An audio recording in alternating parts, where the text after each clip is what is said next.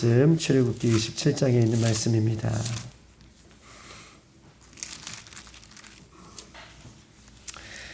출애굽기 27장 우리 9절로 19절까지 있는 말씀입니다. 출애굽기 우리 27장 9절로 19절까지 있는 말씀, 9절로 19절 저와 여러분 한 절씩 그렇게 교독하시겠습니다. 너는 성막의 뜰을 만들지니 남쪽을 향하여 뜰 남쪽에 너비가 100규빗 세마포 휘장을 쳐서 그 한쪽을 당하게 할지니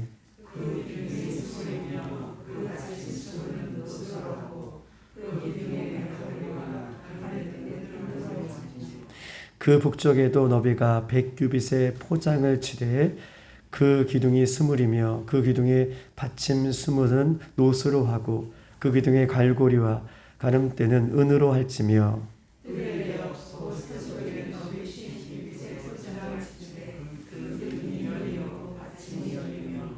동쪽을 향하여 뜰 동쪽의 너비가 50규빗이 될지며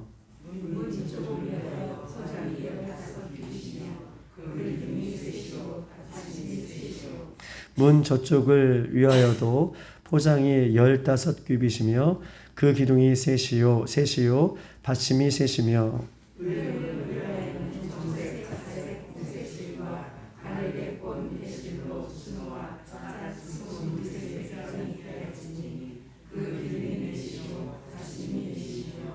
뜰 주위 모든 기둥의 가늠대와 갈고리는 은이요 그 받침은 노치며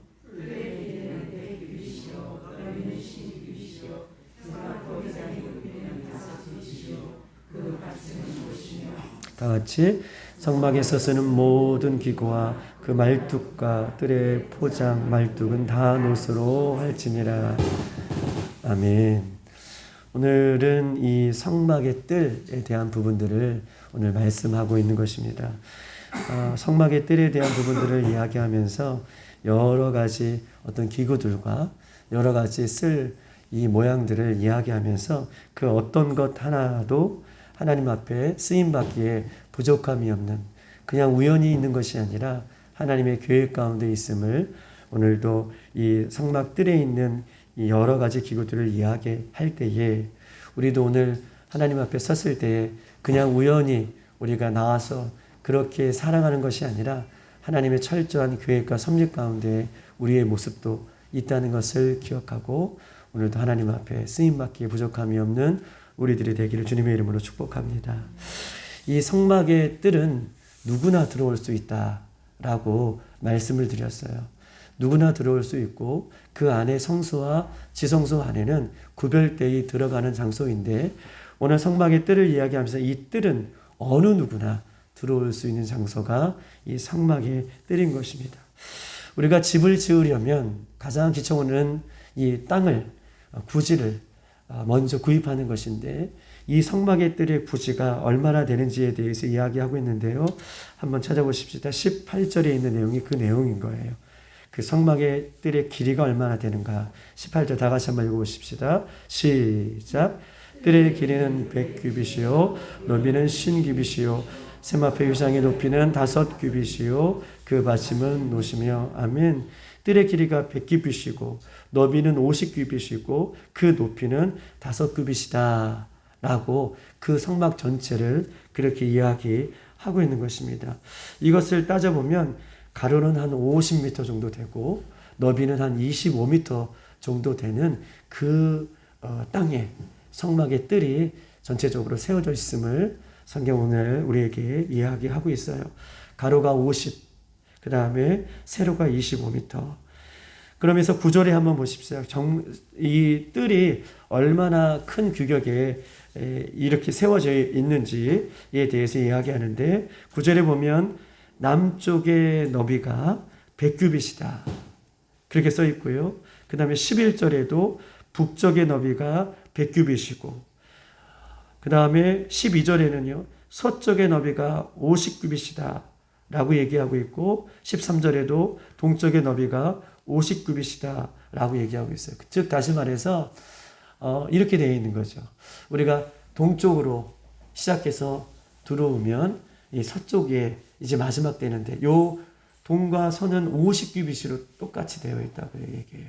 동쪽에서 시작하는 이 부분도 50규빗이고 서쪽도 50규빗이고 북쪽이 여기라 그랬었죠. 북쪽의 이 길이가 100규빗이고 북쪽과 마주치는 남쪽의 길이도 100규빗이다. 그러니까 요렇게가 정확하게 맞아 떨어지는 그 모양으로 이 성막의 뜰을 만들어 놨다는 것을 볼 수 있습니다. 그리고 10절에 보면 11절에도 남쪽과 북쪽에 기둥을 20개를 세워놨다라고 얘기하고 있어요. 남쪽과 북쪽, 아까 100규빗 여기에 기둥들을 20개를 쳐서 이 세마포, 이따 볼 것이지만 이 세마포로 전체적으로 다 이렇게 두르는, 그래서 기둥을 20개씩 씌우고 12절에는요. 서쪽에는 기둥을 10개를 세웠다라고 그렇게 이야기하면서 우리 한번 9절을 보면 너는 성막의 뜰을 만들지니 남쪽을 향하여 뜰 남쪽에 너비가 100규빗 세마포 휘장을 쳐서 그 한쪽을 당하게 할지니 이라고 얘기하고 있어요.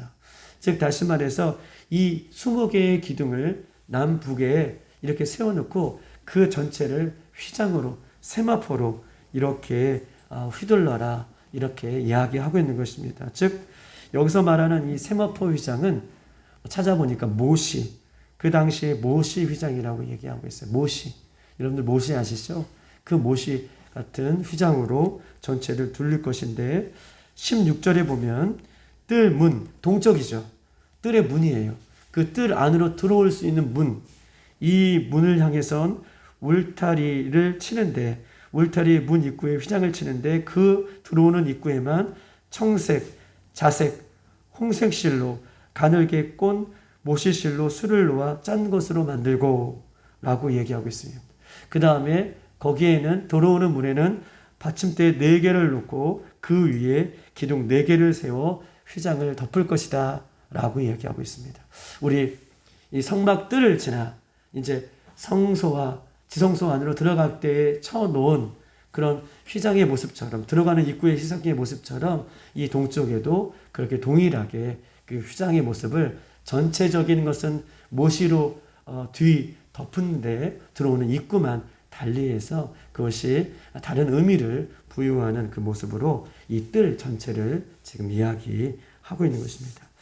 17절을 다 같이 한번 읽어보십시다. 17절 시작. 뜰 주위 모든 기둥이 가람대와 갈고리는 은이요 그 받침은 노시며. 아멘. 울타리 사면의 기둥에는 은고리와 갈고리를 달고 그 밑에는 우리가 어저께 보았듯이 이렇게 은 받침대로 이렇게 세워서 그것이 아주 튼튼하게 받침대를 흔들리지 않게 만들 것을 그렇게 전체적으로 이야기하고 있고 19절에는요.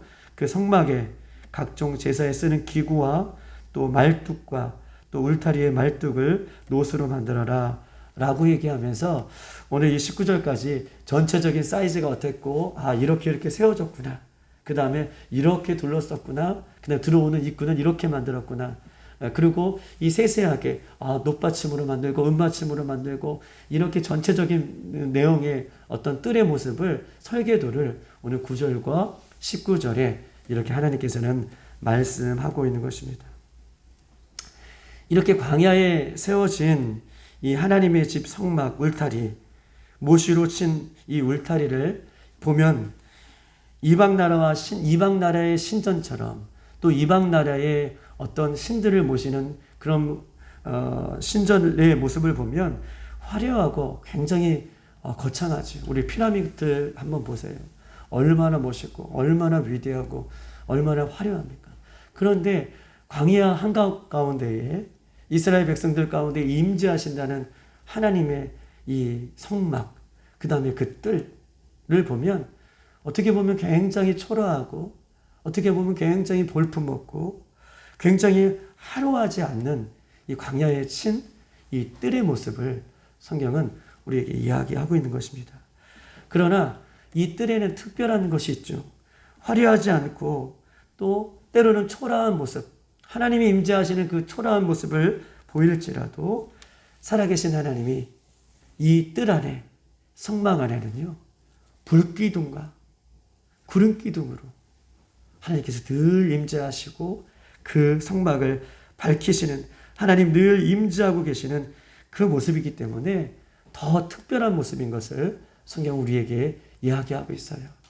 세상의 많은 신전들과 세상의 이방신들을 섬기는 그 어떤 모습처럼 화려하고 멋있지는 않지만 광야 가운데에 이 못이 천으로 휘장으로 덮여져 있는 뜰을 볼 때에 초라한 모습으로 그렇게 볼 수 있지만 이 뜰 안에는, 이 성막 정체에는 하나님의 불기둥과 구름기둥으로 함께 하시는 모습을 그렇게 이야기하고 있는 것입니다. 예수 그리스도를 믿는 우리들은요, 세상 속에서 화려하고 세상 속에서 때로는 멋진 모습으로 살지 못할지라도 우리 안에 예수님이 함께 계시기 때문에 늘 우리는 특별한 존재인 줄 믿습니다. 우리는 화려하고 멋진 모습으로 살아가지 않을지라도 문제가 되는 것은 우리 안에 예수님이 계시지 아니하면 세상 속으로도 화려하지도 않고 멋있지도 않지만 우리 안에 살아계신 예수님이 계시지 아니한다면 그것은 문제가 되게 되는 것이죠.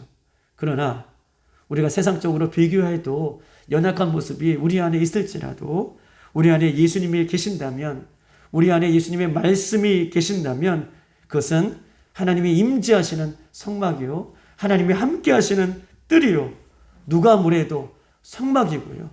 예수님이 함께 하신다면 누가 뭐래도 예수님이 함께 하시는 뜰이고요. 그렇게 성막으로 지어져 가는 우리들의 모습이 되어지는 줄 믿습니다. 우리도 그렇게 살았으면 좋겠습니다. 멋지고 화려한 것들을 자랑하는 것이 아니라 내 안에 계신 예수님을 자랑하고 내가 그렇게 성막으로 성소로 지어져 가는 것을, 주님 다시 오실 때까지 지어져 가는 것이 내 인생의 최고의 가치로 그렇게 살아가는 저와 여러분의 모습이 되기를 주님의 이름으로 축복합니다. 성막은요, 이제 아까 뜰을 봤지만 성막 전체를 보면 약 314평 정도 성막의 크기가 된다라고 이야기하고 있어요. 그리고 높이는 2.25m. 제 키가 우리나라 한국 사람들의 표준 키죠. 170 정도 된다면 2.25m면 밖에서 보면 안을 쳐다볼 수 없게 어떻게 해요? 성막의 뜰이 그렇게 쳐져 있는 거예요. 2.25m가 넘는 사람이 이렇게 봐야지 그 안을 쳐다볼 수 있지, 웬만한 사람은 그 뜰 안에 무엇을 하는지를 쳐다볼 수 없게 그 뜰 안이 다 세마포 울타리로 채워져 있습니다. 그러면 성막 밖에 성막 안의 뜰을 볼 수 없기 때문에 성막 안에서는 무엇이 이루어지는지를 잘 알지 못할 거예요. 그러나 여러분 보세요. 성막 뜰 안에는 우리가 어제 보았듯이 번제단이 있습니다. 밖에서는요, 성막 안을 쳐다볼 수 없지만 이 성막 안에는 번제단이 있음으로 말미암아 날마다 희생 제물이 어떻게 해요? 드려졌어요. 하나님 앞에 날마다 희생 제물이, 즉 고통스러운 짐승의 울음소리가 그 안에는 아마 진동했을 거예요.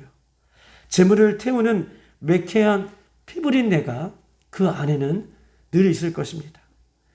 또 제물이 타면서 오르는 시커먼 연기, 주변 사람들에게 그 안에는 쳐다볼 수 없지만 동물의 울음소리와 제물을 태우는 매캐한 피비린내와 그 다음에 그 제물이 타서 피어오르는 시커먼 연기, 눈과 코를 아마 그 안에서는 자극할 것이고, 비유가 약한 사람은 어떻게 해요? 가까이 가기 힘든 모습이 그 안의 모습이라는 거예요. 밖에는요, 그래도 예쁜 모습으로 둘러차 있어서 그 안에를 볼 수 없지만 그 안에는, 그런 뜰 안에는, 울타리 안에는 그런 모습을 갖고 있는 것입니다. 우리는요, 막연하게 성막 뜰 하면 때로는 고요하고 분위기 찬 음악이 흐르고 사람들이 거룩하게 묵상을 하고 기도하고 성막 뜰 안에는 이럴 것이다 라고 우리가 생각하지만, 그러나 성막 뜰 울타리 안에는 동물을 잡고 피를 쏟고 불로 태우는, 항상 죽음의 냄새가 나는 그 안이 성막 뜰 안인 것을 성경이 우리에게 이야기하고 있죠. 성막들은요, 예수님의 영원한 영광을 이야기하고 있어요. 성막들은요, 예수님의 영원한 영광을 이야기하는데 그 영광은 예수 그리스도 밖에서는 도저히 알 수도 없고 그 영광은요 예수 그리스도의 밖에서는 도저히 볼 수도 없는 영광인 거예요. 그 영광은 이 뜰은 예수님의 영광을 나타나는 의미를 갖고 있는데 그 영광은 뜰 밖에서는 볼 수도 없고 그 영광은 뜰 밖에서는 알 수도 없는 영광인 것을 이 성전 뜰을 통해서 우리에게 말씀을 하고 있는 것입니다.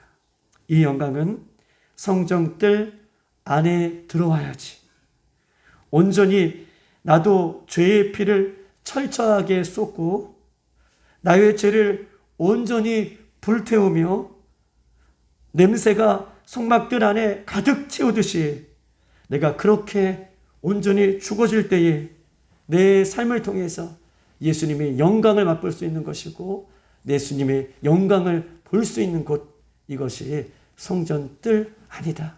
성전 뜰 안의 모습이다 라고 예수님께서는 이 성전 뜰을 그렇게 우리에게 말씀하고 있는 것입니다. 나의 죄를 온전히 불태울 때에 성전 뜰 안에서 내가 온전히 죽고 예수님으로 온전히 태어날 때에 성전 뜰 안에서 볼 수 있는 영광인 것을 성경이 우리에게 이야기하고 있어요. 밖에서 보는 예수 그리스도는 어떻습니까? 예수 그리스도를 밖에 사람들이 볼 때에 흠모할 만한 아름다운 모습도 없고 보잘것없는 초라한 모습이 예수님의 모습인 것입니다. 왜냐하면 예수님은요 사람이 좋아할 만한 권력이나 재물이나 인기를 위해서 오신 분이 아니에요. 예수님은요 밖에 사람들을 볼 때 예수님 볼 때에 아주 초라하고 또 보잘것없는 그런 모습에 예수님의 모습인 것입니다. 사람들의 인기를 누리고 권력을 얻으려고 재물을 얻으려고 세상의 부귀와 영광을 위해서 살아갔던 분이 아니시기 때문에 밖에 사람들은 예수님을 그렇게 초라하게 보셨을 거예요. 우리가 잘 알고 있는 말씀 이사야 53장 2절 3절 그는 주 앞에서 자라나는 연한 순 같고 마른 땅에서 나온 뿌리 같아서 모양도 풍채도 없은즉 우리가 보기에 흠모할 만한 아름다운 것도 없도다. 그는 멸시를 받아 사람들에게 버림을 받으며 관고를 많이 겪으며 질고를 하는 자라. 마치 사람들이 그에게 얼굴을 가리는 것 같이 멸시를 당하고 우리도 그를 귀히 여기지 아니하였도다 라고 이사야는 그렇게 고백하고 있는 것입니다.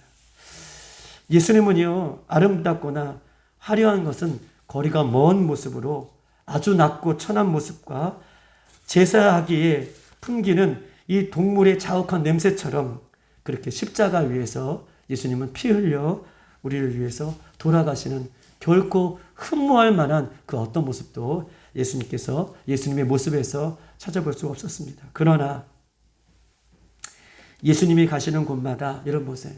이렇게 흠모할 만한 그 어떤 것도 없으신 예수님은 그러나 예수님께서 가시는 곳마다 병든 자가 치유되어지고 귀신이 쫓겨나며 죽은 자가 살아났고요.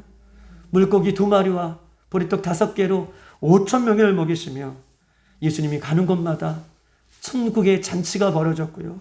가는 곳마다 불기둥과 구름기둥으로 함께 하시는 세상이 볼 수 없는 은혜가 예수님을 통해서 늘 날마다 증거되어졌고 그것을 영광이다 라고 이렇게 말하고 있는 것입니다.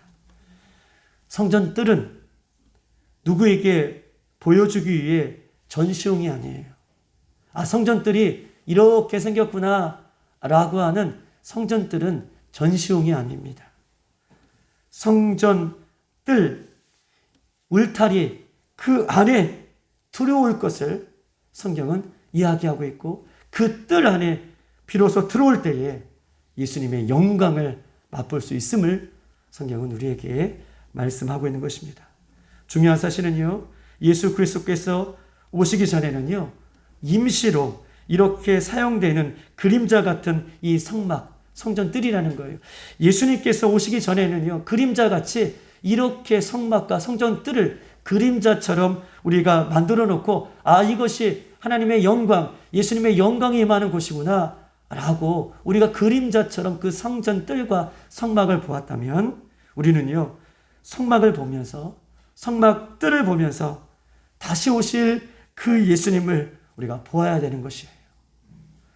성막의 뜰을 보면서, 성막의 전체 성막을 보면서 그림자처럼 그곳이 예수님의, 하나님의 영광이 임하는 곳이구나를 우리가 보았다면, 우리가 오늘 이 새벽에는 이 성막의 뜰을 이렇게 보여주시는 이 말씀을 보면서 다시 오실 그 예수님, 그때에 임할 영광을 우리가 기대하고 소망하며 바라볼 수 있는 저와 여러분의 삶이 되기를 주님의 이름으로 축복합니다.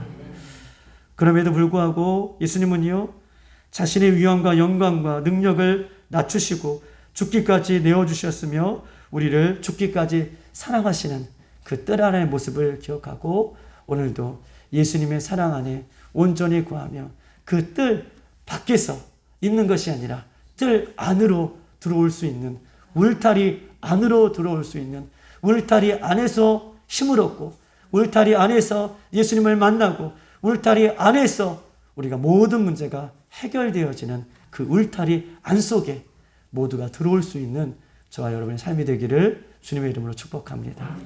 이 시간 다 같이 한번 기도하십시다. 오늘 본문에 보면 이 성전 뜰은요, 세상에 보기에 아름답고 화려하고 멋진 모습은 아니지만 성전 뜰은요, 그 안에 하나님의 영광이 날마다 있는 것을 보게 됩니다. 성전 뜰은요, 그 안에 피를 쏟고 동물을 잡고 불을 태워서 항상 죽음의 냄새가 진동했던 것이 성전 뜰 안의 모습인 것이죠. 오늘 이 새벽에도 주님, 저희들 기도할 때에 내 죄가 태워져 가는 냄새가 나게 하시고 오늘 내 죄가 하나님 피 흘리기까지 회개가 되어져서 예수님의 영광을 보게 하시고 그렇게 기도하고 나갈 때에 치유되어지고 회복되어지고 하나님께서 주시는 그 은혜를 주님 다시 오실 때까지 붙들고 살아갈 수 있는 성전 뜰 안에서만 그렇게 승리할 수 있는 것을 기억하고 오늘도 그렇게 예수님 안에 살아갈 수 있도록 인도해 달라고 이 시간 주여 한번 부르고 기도하십시다. 주여.